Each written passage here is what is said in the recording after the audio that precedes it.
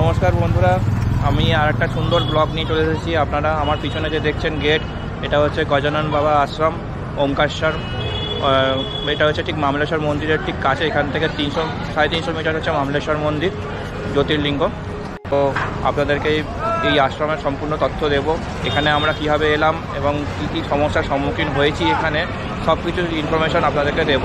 আর এর আশেপাশে আপনারা কী কী আছে সেটাও আপনাদেরকে ইনফরমেশান দেব। তাহলে আমরা ভিডিওটা শুরু করি। গেটের সামনেই পার্কিংয়ের ব্যবস্থা রয়েছে। আর গেটের এই দিকে গেলে আপনারা বাস স্ট্যান্ডে যেতে পারবেন। এদিকে হচ্ছে নিউ বাস স্ট্যান্ড। আর এই দিকে গেলে আপনারা মামলেশ্বর মন্দির যেতে পারবেন এবং ব্রহ্মপুরী ঘাটে যেতে পারবেন। গেটে ঢুকেই বাঁ দিকে রয়েছে গজানন মহারাজ বাবার মন্দির এবং ডান দিকে রয়েছে অ্যাডমিনিস্ট্রেটিভ অফিস। এই যে হচ্ছে অ্যাডমিনিস্ট্রেটিভ অফিস এবং এরপরে বিল্ডিংগুলি হচ্ছে থাকার জায়গা রয়েছে। অফিসে প্রবেশ করে রিসেপশানে এসে আপনারা কথা বলবেন যে রুম অ্যাভেলেবেল আছে কি না। খালি থাকলে এখানে একটি অ্যাপ্লিকেশন করতে হবে।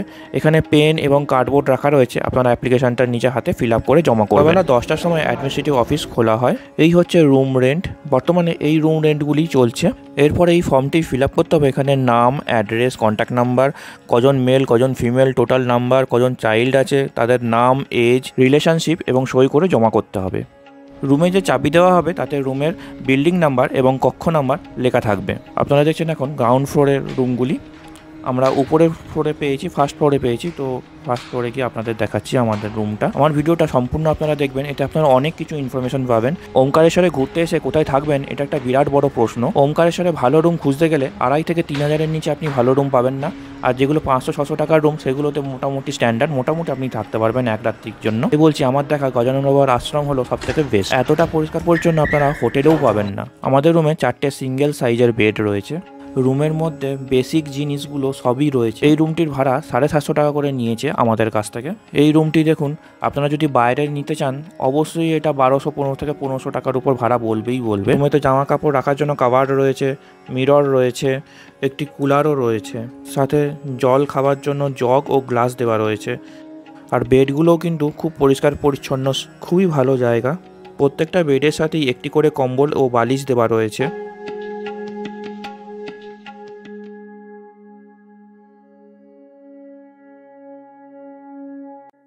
চার্জিংয়ের পয়েন্ট দেওয়া রয়েছে, মোবাইলের স্ট্যান্ডও দেওয়া রয়েছে।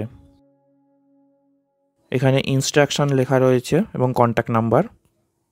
এই হচ্ছে ওয়াশ বেসিন, এখানেও একটি মিরর লাগানো রয়েছে। আর এই হচ্ছে ওয়াশরুম, টয়লেট। বাথরুমের ভিতরেও বালতি, মগ দেওয়া রয়েছে এবং বসে চান করার টুলও দেওয়া রয়েছে। এটা ইন্ডিয়ান টয়লেট, আপনারা চাইলে ওয়েস্টার্ন টয়লেটও পাবেন। এই আশ্রমের সবথেকে বড় ব্যাপার হলো যে পরিষ্কার পরিচ্ছন্নতা।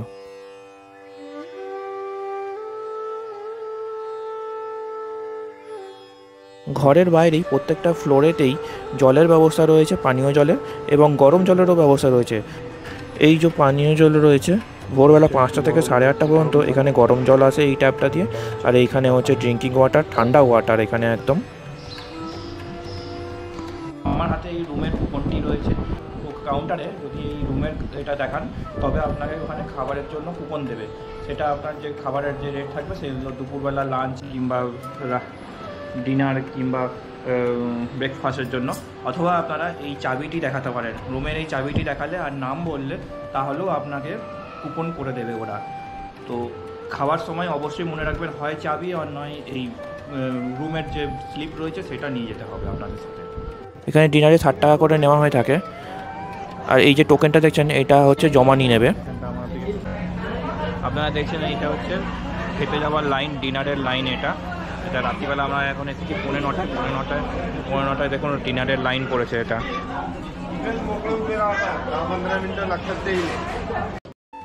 রাতের মেনুতে ছিল ভাত, রুটি, সুজির হালুয়া, ছোলার তরকারি, গোটা মুগ ডালের তরকারি, ডাল, বাঁধাকপির স্যালাড এবং আচার।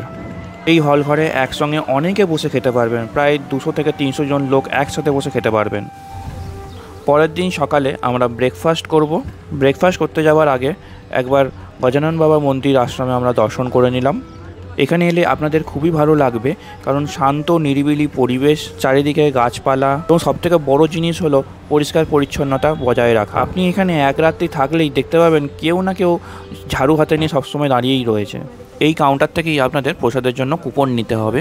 ব্রেকফাস্টে কী কী আইটেম আছে এবং তার রেট কত তার লেখা রয়েছে। প্রত্যেকবারে প্রসাদ খাওয়ার জন্য আপনাকে এখান থেকেই বুক করতে হবে। এই হচ্ছে সুজির উপমা, এই হচ্ছে সাবুদানার খিচুড়ি এবং চাটনি, এই হলো চিড়ের পোহা এবং চা। ব্রেকফাস্টে যে কোয়ান্টিটি দেবে সেটাই আপনাদের খেতে হবে, আর লাগলে আবার কিনতে হবে। ব্রেকফাস্ট করলাম, তো ব্রেকফাস্টের যে কোয়ান্টিটি ছিল সেটা খুবই কম ছিল, আমাদেরকে আবার নতুন করে প্লেট অর্ডার করতে হলো। ঠিক আছে, 10 টাকা হলেও পোহা, কিন্তু খুবই কোয়ান্টিটি কম। আবার নতুন করে একটা পোহা অর্ডার করলাম, আমরা উপমা অর্ডার করলাম। ঠিক আছে, এবার আপনারা ভিডিওটা দেখতে থাকুন। এই ক্যাম্পাসের মধ্যেই একটি মেডিকেলের ইউনিট রয়েছে, এই হচ্ছে সেই ইউনিটটি। এখানে কিছু হলে আপনারা ডাক্তারি সহায়তা পাবেন, খুবই ভালো ব্যবস্থা। বিশেষত যারা নর্মদা পরিক্রমা করেন তাদের জন্য তো খুবই উপকারে লাগবে। এখানে বোর্ডে লেখাও রয়েছে যারা নর্মদা পরিক্রমা করবেন এবং যারা ভক্তরা এখানে থাকবেন তাদের জন্য বিনা পয়সায় এখানে চিকিৎসা ব্যবস্থা রয়েছে। যে ঘরটি দেখছেন এই ঘরেতেই নর্মদা যারা পরিক্রমা করেন তারা এখানে এসে ওঠেন, তাদের থাকা খাওয়া সম্পূর্ণ ফ্রি। যারা নর্মদা পরিক্রমা করছেন তারা এখানে এসে 1 রাত্রি কিংবা 2 রাত্রি স্টে করলে তাদের থাকা খাওয়া কিন্তু সম্পূর্ণ ফ্রিতে দেওয়া হয়। এখানে আরেকটি হল ঘর রয়েছে, এই হল ঘরে যে কোনো তীর্থযাত্রীরা স্বল্প মূল্যে এসে থাকতে পারবেন। এখানে বেড ভাড়া পাওয়া যায়, নিচেতেই আপনারা বিছানা করে শুয়ে পড়তে পারবেন। খুবই পরিষ্কার পরিচ্ছন্ন, এখানে একসঙ্গে অনেক মানুষ এসে থাকতে পারবেন। যারা খুবই কম খরচের মধ্যে থাকতে চাইবেন তাদের জন্য এটাও বেশ। এছাড়াও এখানে ডরমেটরি ফেসিলিটিসও আছে, সেখানেও আপনারা স্বল্প মূল্যে থাকার ব্যবস্থা রয়েছে। অনেকে এখানে এসে রুম না পেলে তারা ডরমেটরি কিংবা হল ঘরেও থেকে যান, আর পরের দিন রুমের জন্য আবার ট্রাই করেন। পুরো সোলার প্যানেল দিয়ে ঢাকা, আর এই সোলার ওইদিকে হচ্ছে জল গরম করার একটা রয়েছে, ওটাই সকালবেলা চালু করে দেয়, 5টা থেকে 8টা পর্যন্ত নিচে গরম জল আসে। এই হলঘরটির পাশেই রয়েছে ডরমেটরি কক্ষ, এখানে স্নানাগার ও শৌচালয় দুটোই রয়েছে। এই ভিডিওর শুরুতেই আমার রেট দেওয়া রয়েছে এই ঘরগুলির সম্বন্ধে। এবার দেখুন লাঞ্চের মেনু। আইটেম মোটামুটি একই রকম থাকে, সবজি একটা দুটো চেঞ্জেস হয়ে যায়, তবে এখানে খাবার দাবার একদমই ফ্রেশ। সুজির হালুয়া প্রায় প্রতিদিনই থাকে। এবার দেখুন গজানন মহারাজের ছবি।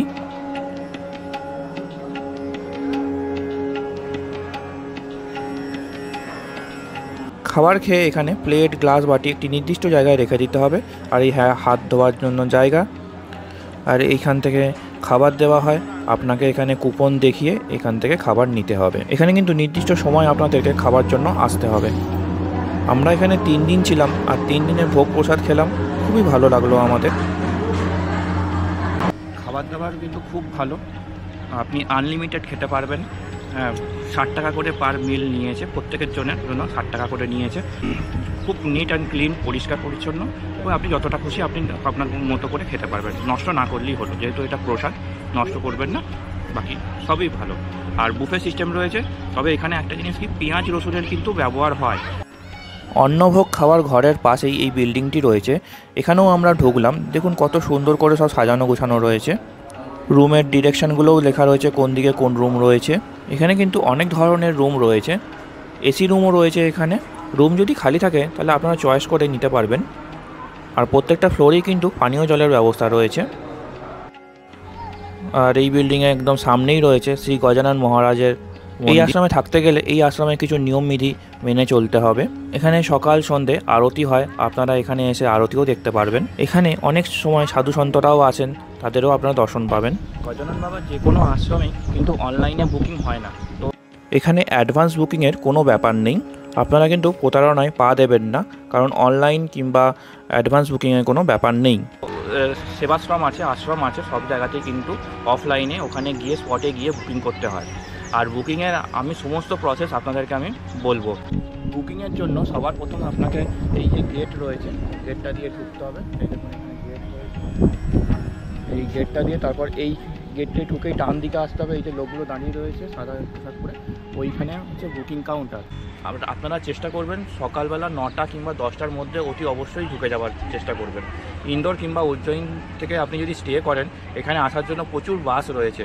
চেষ্টা করবেন সকালবেলা 9টা কিংবা 10টার মধ্যে চলে এলে এখানে আপনাদের লাইনে দাঁড়াতে হবে, লাইন দিতে হবে। অ্যাকচুয়ালি এখানে কোনো টোকেন সিস্টেম নেই যে আপনার নাম্বার কত নাম্বারে আসবে, সেরকম কোনো ব্যাপার নেই। তবু এখানে যে গার্ড থাকবে তাকে আপনারা বলে দেবেন যে আমি এখানে রুম নিতে চাই। মেন আশ্রম হচ্ছে মহারাষ্ট্রের শেওগাঁও বলে একটা জায়গা আছে, সেখান থেকে এই সংস্থার উৎপত্তি। সেখানেই ওই গজানন বাবা মহারাজ সেখানেই ধ্যান করেছিলেন এবং সেখান থেকেই তার এই আশ্রমের উৎপত্তি। যে জায়গায় এদের ব্রাঞ্চ আছে, আমার নিজের এক্সপিরিয়েন্স আপনাদের সাথে শেয়ার করছি। আমি যখন এখানে এলাম তখন আমাকে এখানে বলা হলো যে আপনি প্রথম এসেছেন। তারপরে আমি দেখতে পেলাম যে আমার পরে যারা এলো হয়তো তারা মহারাষ্ট্রের কেউ ছিল, হয়তো তাদেরকে আগে ঢুকিয়ে দেওয়ার চান্স দেওয়া হলো, কেন জানলাম না। যাই হোক, পরে আমি বলতে আমাকেও ঢোকালো, সেখানে অ্যাপ্লিকেশন করলাম। সেখানে আমাদের আরও কতগুলি সমস্যা হয়েছিল অ্যাপ্লিকেশন করার সময়, যে আপনারা এই জিনিসটা আইডেন্টি কার্ড তো অ্যাপ্লিকেশন করার জন্য আইডেন্টি কার্ড তো অবশ্যই দরকার, সে আধার কার্ড হোক ভোটার কার্ড হোক। আধার কার্ড থাকলে খুবই ভালো, ভোটার কার্ড থাকলেও চলবে। তার সঙ্গে যদি আপনি বিবাহিত হন, আপনার ওয়াইফের একটা আধার কার্ড কিংবা আইডেন্টি কার্ড একটা যে কোনো লাগবেই লাগবে। আর তাতে যদি নাম চেঞ্জ থাকে, তার অ্যাড্রেস যদি চেঞ্জ থাকে, তাহলে কিন্তু আপনাকে আরও অনেক একটি ডকুমেন্ট হলে ম্যারেজ সার্টিফিকেট জমা দিতে হতে পারে। আমার ক্ষেত্রেও সেরকমই হয়েছিল। আর ভোটার কার্ড কিংবা আইডেন্টি কার্ড যে কোনো যেটা আনবেন তার একটি জেরক্স অবশ্যই রাখবেন। আর যদি ম্যারেজ সার্টিফিকেট লাগে তো ম্যারেজ সার্টিফিকেটের একটি জেরক্স অবশ্যই লাগবে এখানে। সবাইকার ক্ষেত্রে কিন্তু প্রয়োজন পড়েনি। আমি এসে দেখলাম অনেকের ক্ষেত্রে ভোটার কার্ড আধার কার্ড এমনি নিয়েই হয়ে গেল, কিন্তু আমার ক্ষেত্রে বা অনেকের ক্ষেত্রে আবার দেখলাম যে লাগছে। তো সুতরাং এটা আমি বলতে পারবো না যে কোন কার্ডটা কার ক্ষেত্রে প্রয়োজন পড়বে। সুতরাং আপনারা ভোটার কার্ড কিংবা আধার কার্ড কিংবা এই তিনটে অন্ততপক্ষে ফটো অন্ততপক্ষে রেখে দেবেন, যাতে প্রিন্ট করেও দিয়ে দিতে পারেন। এটা আমার পার্সোনাল অভিজ্ঞতা থেকে আমি বলছি। এই হলো রাত্রির ভিউ, খুব সুন্দর, চারিদিকে লাইট রয়েছে, অনেক মানুষ বসে এখানে গার্ডেনে বসে গল্প করছেন। রাত্রিবেলা 10টার পর গেট বন্ধ হয়ে যায়। রাত্রিরেও যদি আপনারা এসে পৌঁছান তারপরেও রুম এখানে পেয়ে যাবেন। আমি অনেকেই দেখলাম যারা রাত্রিবেলা বা ভোর রাত্রি এসে এখানে হল করেছিল। এই আশ্রমে যারা গেস্ট হাউসে থাকবেন তাদের জন্যই একমাত্র অতিথি নিবাসে খাবারের যে জায়গা রয়েছে, ক্যান্টিনে খাবারের সুযোগ রয়েছে, বাইরের কাউকে অ্যালাউ করা হয় না। এই আশ্রমে যেহেতু অ্যাকোমোডেশন ঘর অনেক রয়েছে, তাই মানুষের ভিড়ও অনেক থাকে। রাত্রিবেলা প্রায় 1000 থেকে 1200 লোক খেয়ে থাকে। তাই জন্য আমি সাজেস্ট করব আপনাদেরকে যাতে সন্ধ্যেবেলা 8টার মধ্যে আপনারা ওখানে গিয়ে খেয়ে নেবেন, নাহলে 9টার সময় গেলে লাইন পড়ে। প্রায় আমরা একদিন গেছিলাম, সেখানে প্রায় 50 থেকে 60 জনের পিছনে লাইন দিতে হয়েছিল। আর আমরা আরেকদিন গেছিলাম 8টার সময়, তখন কিন্তু লাইন দিতে হয়নি। আর খাবারের শেষের দিকেও চলে যায়, কিন্তু তাহলেও কিছু না কিছু ওরা করে খাওয়ায়। আর দুপুরবেলা আমরা 1টার সময় গেছিলাম, তখনও অনেক সময় কিছু সবজি কিছু শেষ হয়ে যায়। তো দুপুরবেলা লাঞ্চ শুরু হয় 10টা থেকে 1টা-1:30টা পর্যন্ত হয়। তো চেষ্টা করবেন যাতে 12:30 1টার মধ্যেই আপনারা পৌঁছে যাবেন, তাহলে আপনারা সমস্ত আইটেমগুলো পাবেন। আর সকালবেলা 7টা থেকে 9টা অবধি, 9:30 অবধি এখানে ব্রেকফাস্ট হয়। তো আমি এটাই বলবো যে এখানে আমরা ব্রেকফাস্ট করেছি, কিন্তু ব্রেকফাস্ট খেয়ে আমরা অতটা স্যাটিসফাইড নই, কারণ কোয়ান্টিটি যেটা দিচ্ছে সেটা খুবই কম। তবু ঠিক আছে, কোয়ালিটি হিসাবে ঠিক আছে, মোটামুটি ঠিক আছে, খাওয়া যাবে। আপনার অন্ততপক্ষে শরীর খারাপ হবে না কোনো এই আশ্রমে খাবার। আরেকটি বিশেষ ব্যাপার হলো, এই আশ্রমে রাত্রি 10টার পর সম্পূর্ণ বিনামূল্যে প্রসাদ দেওয়া হয়ে থাকে। যারা আর্থিকভাবে দুর্বল তারা এই সময় গেলে বিনামূল্যে প্রসাদ পাবে। এটি একটি বিশেষ সেবা গজানন মহারাজ সংস্থানে। আপনাদেরকে গজানন বাবা আশ্রমে আসবেন কীভাবে তার ডিরেকশান, পথ নির্দেশিকা আমি বলে দিচ্ছি। ওমকারেশ্বর বাস স্ট্যান্ড থেকে, নিউ বাস স্ট্যান্ড থেকে আপনাদেরকে যে কোনো অটো কিংবা কাউকে বললে শেয়ার অটো আপনারা পেয়ে যাবেন, কিংবা রিজার্ভও করতে পারেন। বেশি দূর নয়, মাত্র 1.5 কিলোমিটার মতো ডিস্টেন্স। তো আপনারা ইজিলি 20 টাকা শেয়ার অটোয় পেয়ে যাবেন। আর যদি শেয়ার অটো একান্তই না পান তো আপনারা রিজার্ভ করতে পারেন, সে 50 থেকে 60-70 টাকার মধ্যে আপনারা পেয়ে যাবেন রিজার্ভ করলেও। গজানন বাবা আশ্রম খুব ফেমাস জায়গা, এখানে আপনি যে কোনো কাউকে বললেই আপনাকে দেখিয়ে দেবে। আর এই গজানন বাবা আশ্রমের রাস্তা ধরেই সোজা গেলে বাঁদিকে পড়বে হচ্ছে মামলেশ্বর মন্দির।